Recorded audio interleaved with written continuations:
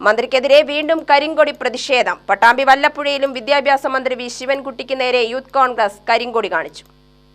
പട്ടാമ്പി വല്ലപ്പുഴയിലും വിദ്യാഭ്യാസ മന്ത്രി വി ശിവൻകുട്ടിക്ക് നേരെ യൂത്ത് കോൺഗ്രസ് കരിങ്കൊടി കാണിച്ചു. വല്ലപ്പുഴ ഹൈസ്കൂൾ കെട്ടിടോദ്ഘാടനം കഴിഞ്ഞു പോകുമ്പോഴാണ് ചൂരക്കോട് അത്താണിയിൽ വെച്ച് കരിങ്കൊടി കാണിച്ചത്. പ്രവർത്തകരെ പോലീസ് കസ്റ്റഡിയിലെടുത്തു.